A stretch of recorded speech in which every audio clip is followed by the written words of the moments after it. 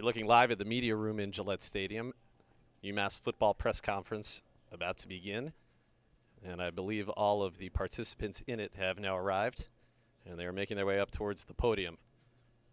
Again, join us for the entire press conference. That will be covered live. And then after we are done with the formal portion of the proceedings, we'll have one-on-one interviews with a lot of these participants you see being seated now.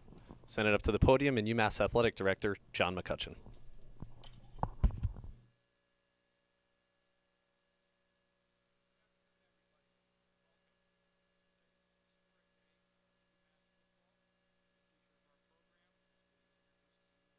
Head football coach, Charley Molnar, will come up to the podium in a minute. But before we bring him up, we're going to have a few other distinguished guests with us make a few comments. I'll make a few comments myself about the process and how we got here today, and then we'll open it up for Charley's comments and questions from the media. So we are extremely excited about where we are with this search and the individual that we've been able to attract to UMass to direct our program to FBS football in the Mid-America Conference. We couldn't be more pleased with how the process went. I want to thank our consultative committee, of which Trustee Thomas, who is with us today, will make some comments as well, was a member. With that, I will turn it over to the Chancellor of UMass Amherst Campus, Robert Holub.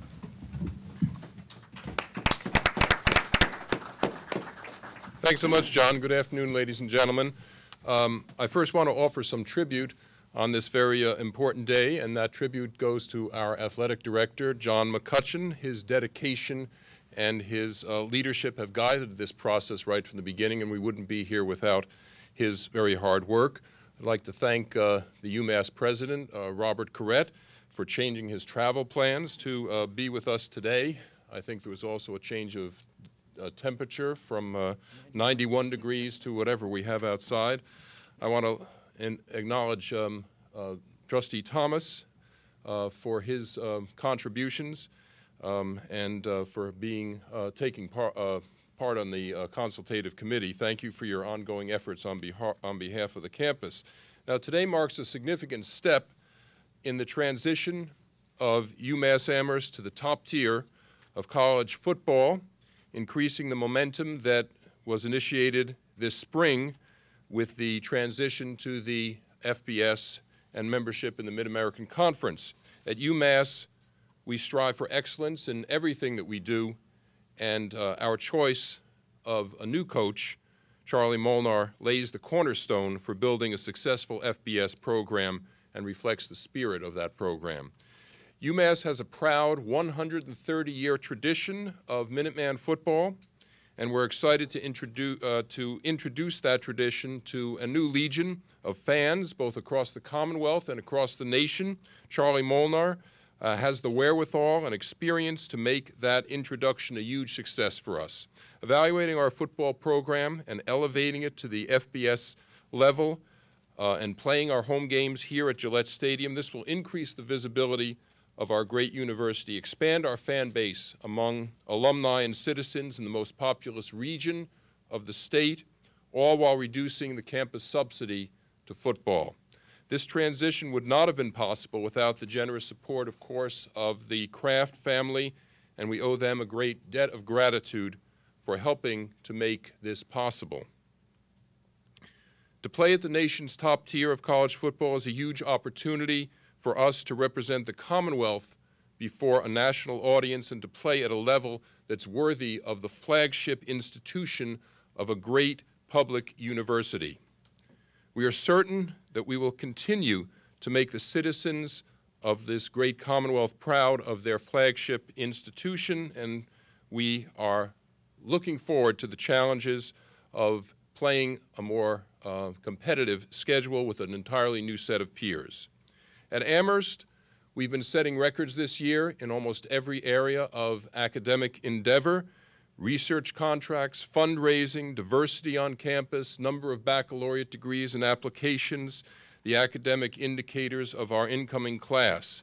In Charley Molnar, I'm happy to say that we found a person who will take us to a similar level of excellence on the football field. He's a leader who will ensure that our student athletes excel both on the field and in the classroom. We're absolutely excited for what lies ahead. Go UMass.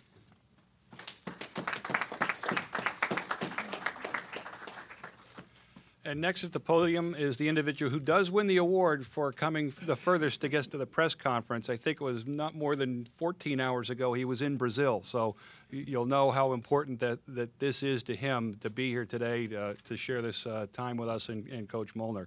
So with that, I'd like to bring up to the podium President of the University of Massachusetts, Dr. Robert Corrett.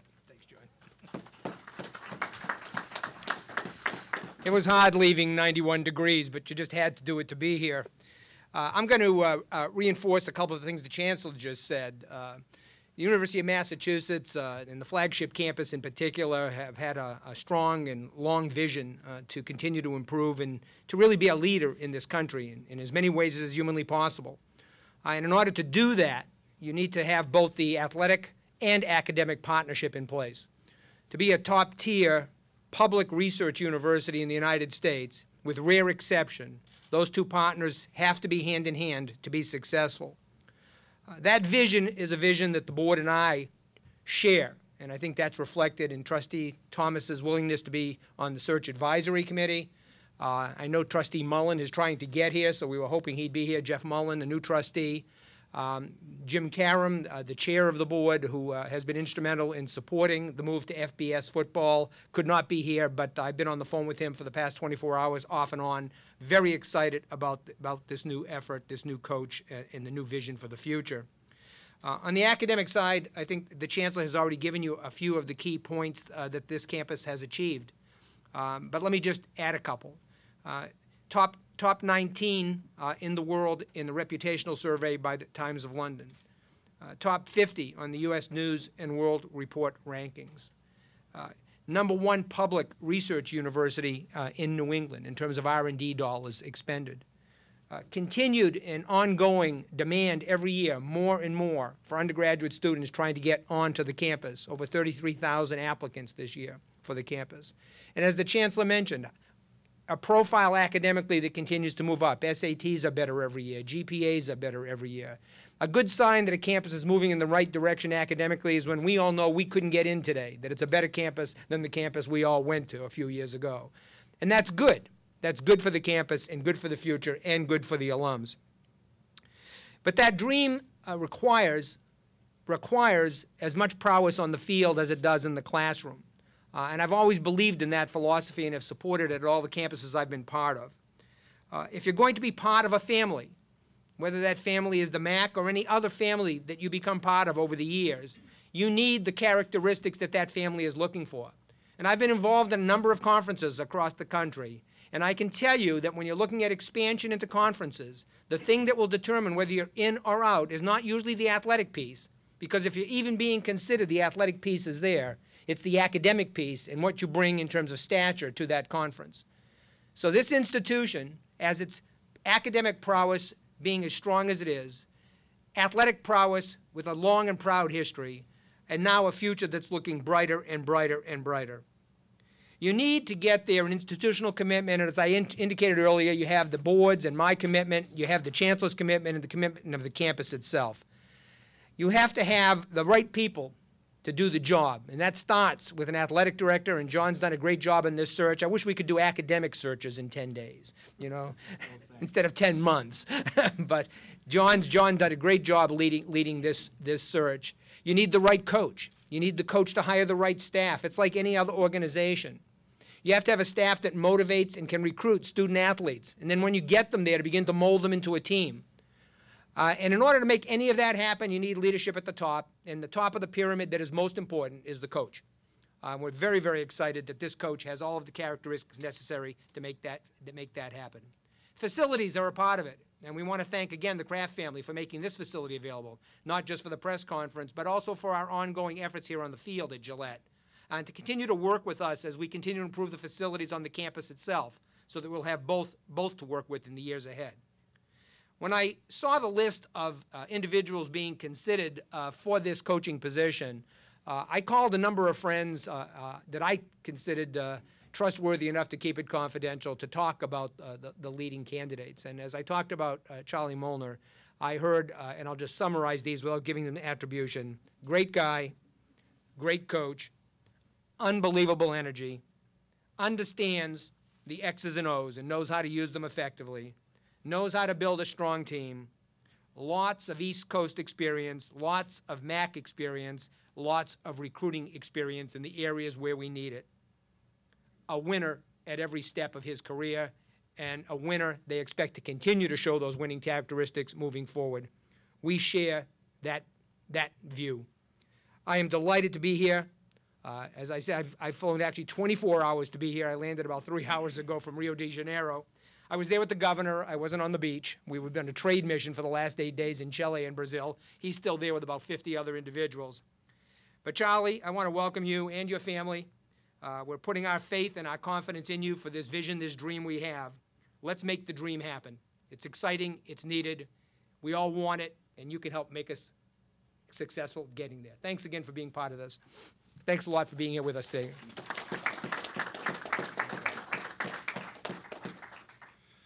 And next, Vice Chair of the Board of the Trustees of the University of Massachusetts, Henry Thomas. Trustee Henry Thomas.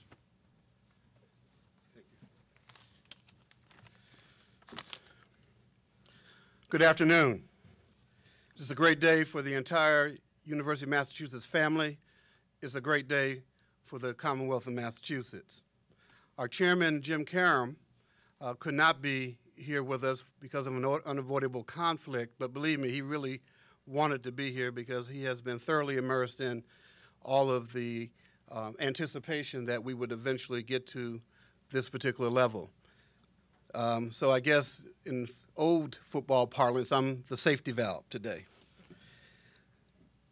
On behalf of the Board of Trustees, I want to extend a huge congratulations and thanks to a few people. First, A.D. John McCutcheons. Thank you for your vision in moving your vision to a plan that has seeded a new chapter in UMass's history. Thank you, Chancellor Hollop. Thank you for your courage in supporting and enabling the vision and plan with enormous sweat equity and extraordinary due diligence by you and your team. President Corrett, we thank you for your leadership, wisdom, and foresight to embrace, support, and facilitate this bold legacy initiative. And to Bob Kraft and the Kraft family, we thank you for not crafting a deal with UMass, but crafting a long-term relationship with UMass. And last, but certainly not least, and I want to not only congratulate him, but also his family, because I know they're very much part of his success, but we congratulate our new UMass Amherst football coach, Charley Molnar. We are excited about your coming to UMass, and the board is poised to support you and help you be successful, even if we have to suit up and play a few games. We want to assist you in moving UMass Amherst to become the #1 collegiate football team in the nation, with the highest graduation rates of its players in the nation.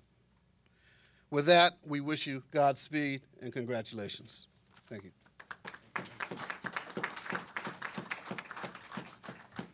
Okay, so right before I bring up the man of the hour, just a few comments about the process. We really began this about mid-season this past year, assembling a candidate pool with anticipation that we might be in this position. We had over 75 applicants, either that we identified who reached out to us or were presented to us by others. We vetted that down to about a group of 20 that we really did some significant background check work on, got down to a group that we conducted individual interviews with over the past 2 weeks. It's been a whirlwind tour, but it was quite gratifying as well. I want to particularly point out my silent partner in this process, in addition to my staff, Lou Perkins, former athletic director at the University of Connecticut and the University of Kansas, did some consulting with us on this. It gave us a great deal of flexibility in how we could approach it, and access to a number of people throughout the country who could give us great counsel and great input about the many candidates that we were looking at.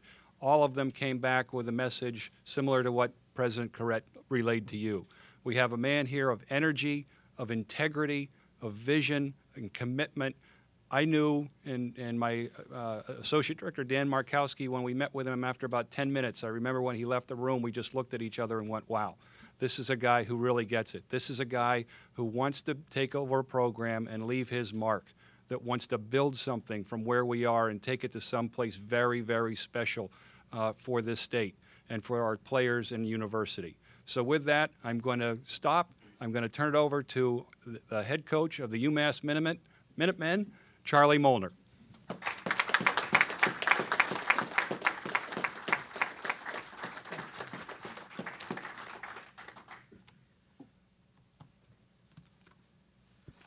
Thank you for coming out this afternoon. I can only tell you I'm extremely excited to be the new head football coach at the University of Massachusetts. It's something that I've looked forward to my whole entire life. My 28 years in the business of college football, I always had my eyes set on the goal of being a head football coach, especially on the East Coast and especially at a program like the University of Massachusetts. Before I get going and start talking about my vision for UMass football, I want to give the proper thank yous to the people that helped me get there today. Number one would be the athletic director, John McCutcheons, and all the work that he did for him having the faith to recommend me to the Chancellor and to the President to be the new head football coach at UMass. Number two would be, obviously, Chancellor Hall, who came out today, has shown his support not only to me in the short time that I've gotten to know him, but also to the football program at UMass, making the commitment, being strong in his conviction and his belief and his vision that UMass football should be in a BCS football environment, and he has worked diligently to start to get us to this point. President Corrett, your leadership as we move forward will be invaluable to me, and I thank you for having me to be part of your system. And also to the Kraft family for their efforts to engage New England, UMass football, to make college football in this part of the country something that's very, very special, and also to bring notoriety to college football in the New England area. So I'm very, very thankful and appreciative to the Kraft family. I'd also like to talk in terms of the people at Notre Dame, to Coach Brian Kelly, to Father Jenkins, and to Jack Swarbrick for letting me have the opportunity to coach there, and also letting me to continue to work there through the bowl game, through the Champs Sports Bowl, which happens in late December. Why UMass? Why did I choose UMass to be the place where I'm going to put the rest of my, my professional reputation and my career? Why did I choose to come here? Well, number one, UMass has a vision that is greater than what it is today. I wanted to be involved in a program from the ground up. Some people like to be caretakers of college football programs. I've always envisioned myself to be a builder. I want to come in and help to build something from the ground up. I like heavy lifting. I like having ideas. I like seeing my ideas become reality. I like working with other people who share the same vision and dreams and goals that I have. That's one of the great things about college football, is when you have a dream and a vision and a goal, and you can get 105 guys, 10 coaches, and your support staff, and everybody working and pulling in the same direction. And I feel the same way about UMass football, that I'm joining this at a time during this transition where everybody is pulling and pushing in the same direction. And I want to be part of that. I have 8 kids. And my kids every year give me presents for my birthday, and they give me presents for Christmas.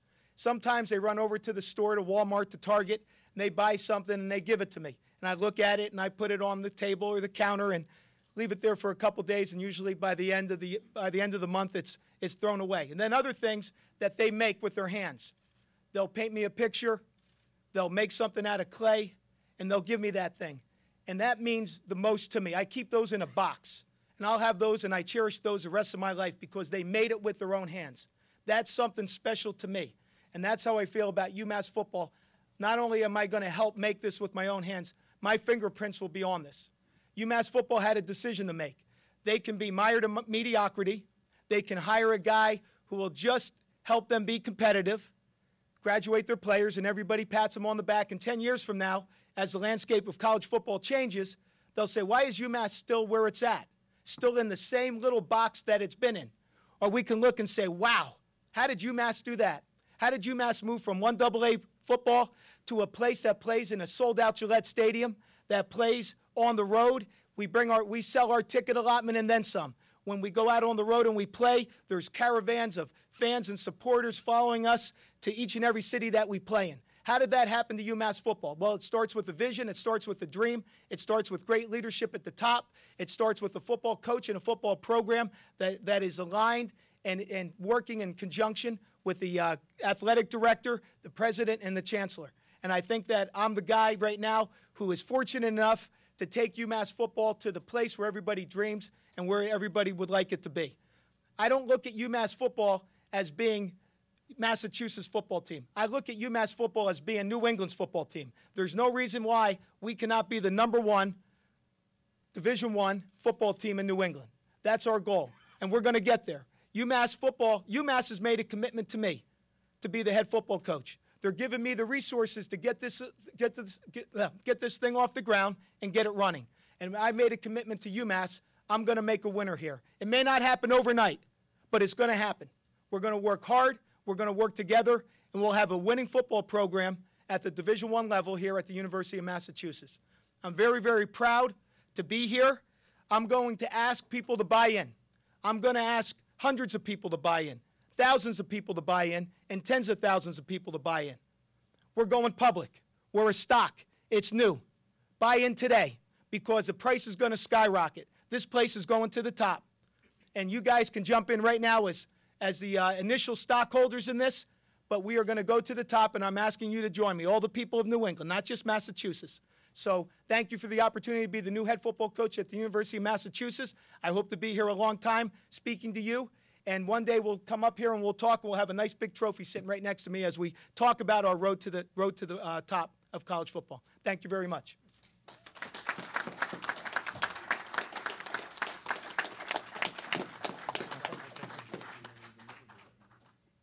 think we're now open for questions from the media. John, Senate, do you want to come up and run this?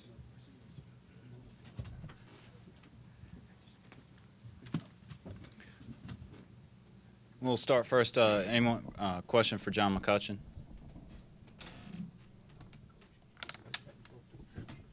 Michael Vega. John, obviously, having been through that, we can see why you were so overwhelmed by that first meeting. But was it similar to this energy that Coach Molnar has conveyed and kind of expressed here? Is that what initially took hold and made him a guy that was so attractive to you? Yeah, he didn't keep that pace for the entire 2.5 hours, but there was kind of an ebb and flow to it. But you definitely got a sense that he has a vision, that he viewed this as the opportunity of a lifetime to, as he said, put his fingerprints on something and build a program that he can take personal pride in. And that, plus his commitment to student athletes and just the whole package was very evident when we met. You said you've been looking from the kind of midseason on. Was he somebody that was on your radar pretty early? Actually, no. Charley emerged. He contacted us first, so that also sent a signal about his desire. But he was not one of our initial group. But as we moved forward, the more we got to know about Charley, the more momentum it got, and more interested we got. Right there. Timetable for games here at Gillette, and is it every home game? Our initial agreement with Gillette is for 5 years. The first 2 years we'll be playing 5 games here. The next 3 years we'll have a minimum of 4 games here. Jeff. Contact details yet? Or? At this point, we have an agreement in principle. We're working out the final contract, but I can tell you it's a 5-year deal.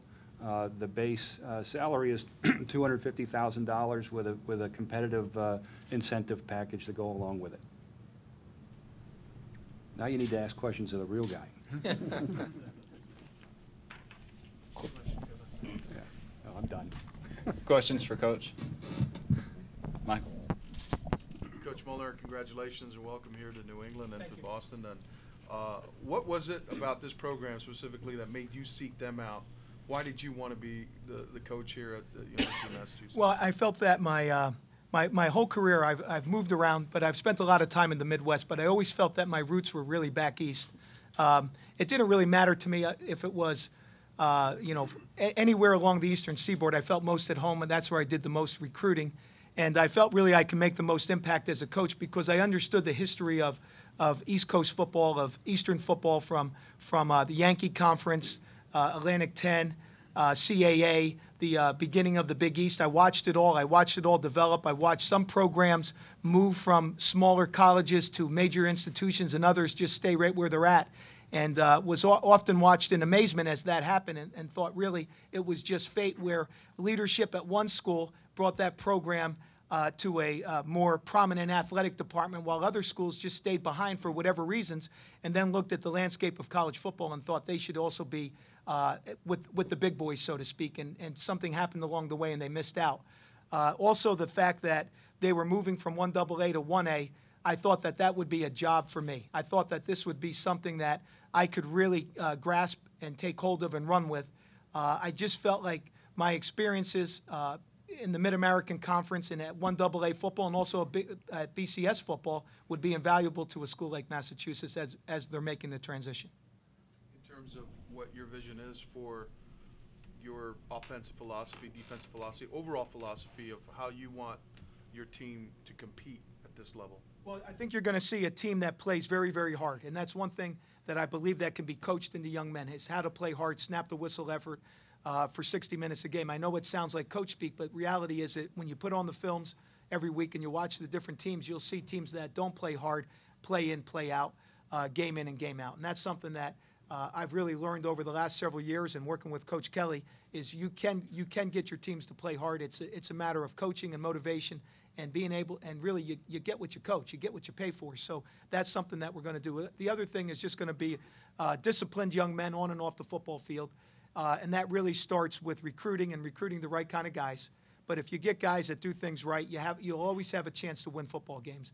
As far as philosophy on offense and defense and in the kicking game, here's how it goes. On defense, I want something to happen, and I want something to happen fast because I want the ball back on offense. And we'll be a high-pressure style on defense. We're going to make things happen. Offensively, we'll be really a no-huddle, up-tempo football team. More and more teams are doing that, so we're always looking for a way to stay ahead of the competition and stay on the forefront of that style of football.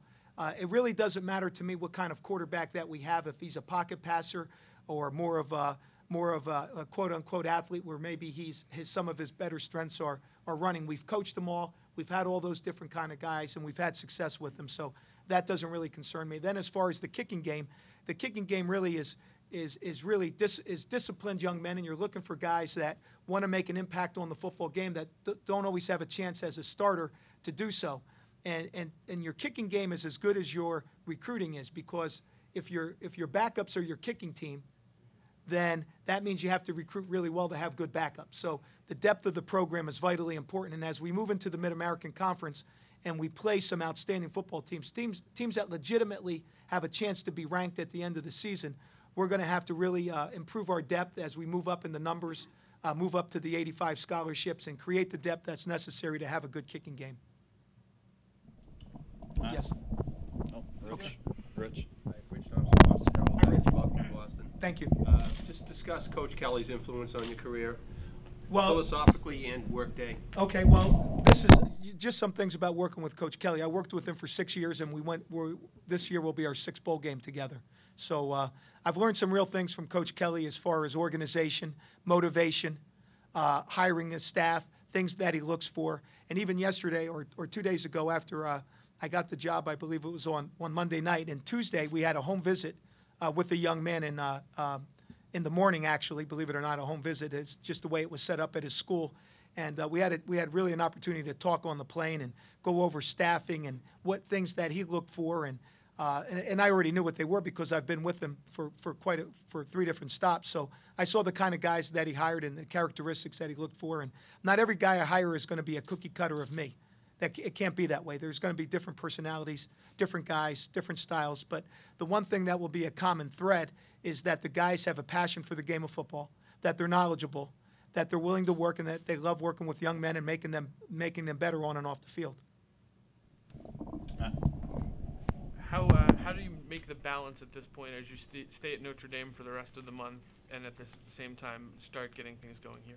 Well, you know, there's going to be days when I'm in Amherst and I'm working strictly on UMass football, and then there's going to be some days where I'm in South Bend and I'm going to be working Notre Dame football while we're on the practice field and in the meetings and in offensive and defensive meetings, and then from that point in the evenings, instead of making phone calls to recruits for Notre Dame, I'll be making phone calls for UMass. So we're going to reach a point here very, very quickly where it's a dead period, where coaches can't be out on the road anyway. So it doesn't really matter where I'm at making phone calls, and I'll be in South Bend making them and working to upgrade our roster as time goes on. Do you have a staff kind of in mind, or I at least some do. people? Yeah, I have, and we're just working out the details with some of the guys, but we should have a number of guys working here very shortly, getting on the road, getting out into the high schools, talking to coaches, evaluating players, and getting going. Jeff talked about knowing Brian Kelly so well and what he wants. What do you want? What I want is this. I want guys that love to play football. I want guys that want to be winners on and off the field. And what that means is this.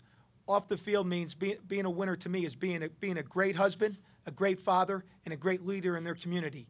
I'm going to hire guys that'll be what I want. So I want to hire guys that will be great role models to these young men and be able to show them what it's like to be a great husband, a great father, and a great leader in the community. I don't want guys that just want to be football coaches.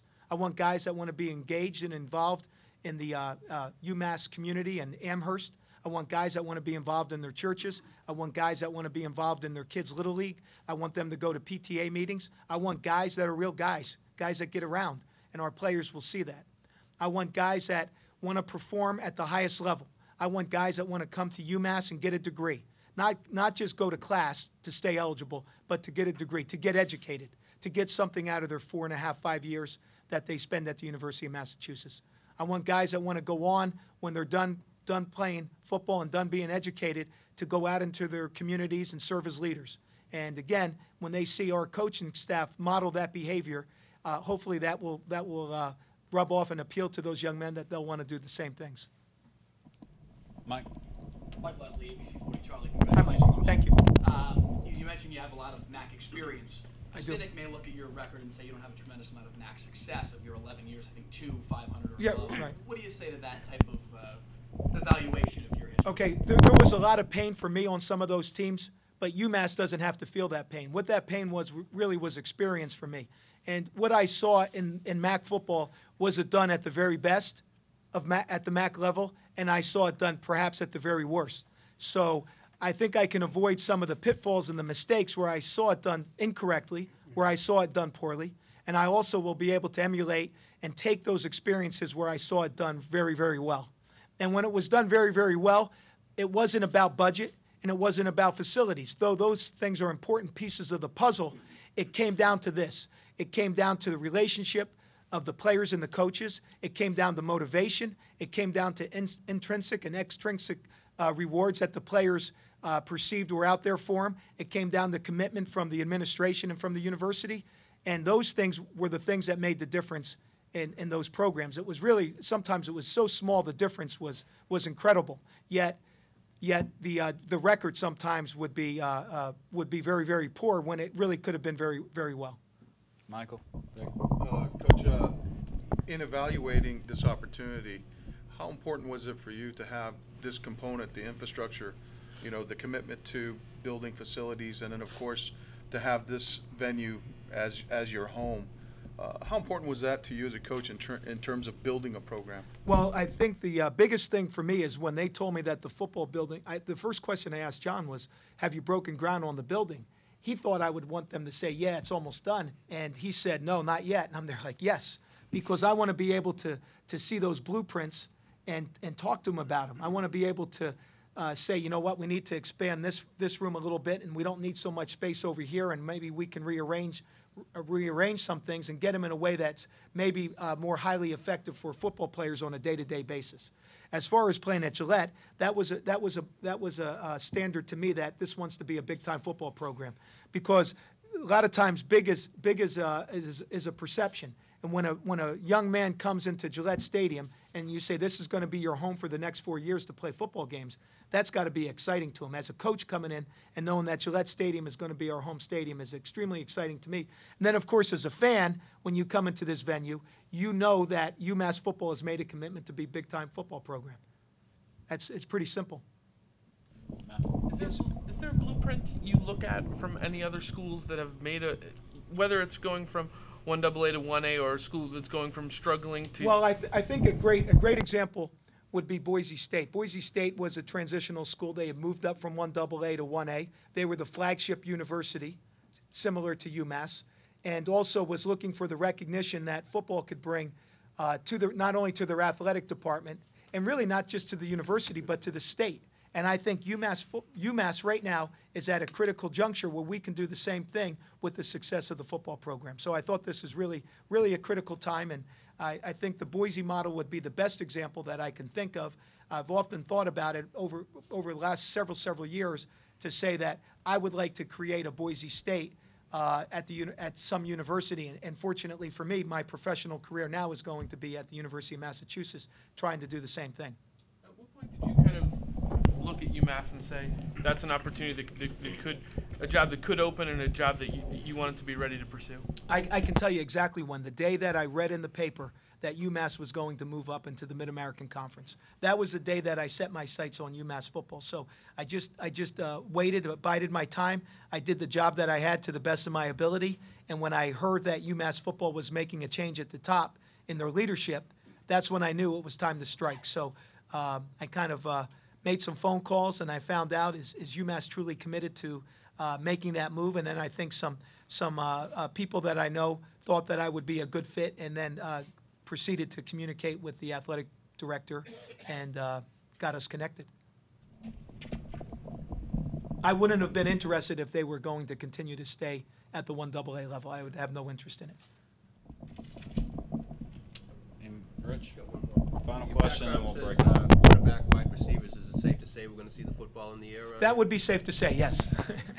Yeah, I truly enjoy passing the football, but nevertheless, we'll run the football because the game dictates that you do. There's so many reasons why having an effective run game is a key component to winning football games, and I could bore you with hundreds of stats, but let's just say this. I think you could ask anybody in this building that works for the Patriots, they would tell you the same thing. Doesn't matter if you're on offense or defense. The ability to run the football ultimately will decide the champion of the Mid-American Conference and ultimately the champion of Division I football.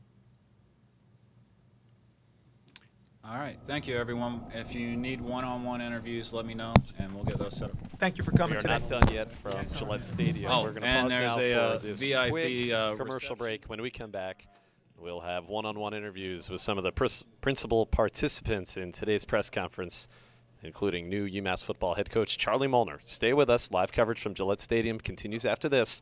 You're watching the UMass Sports Network.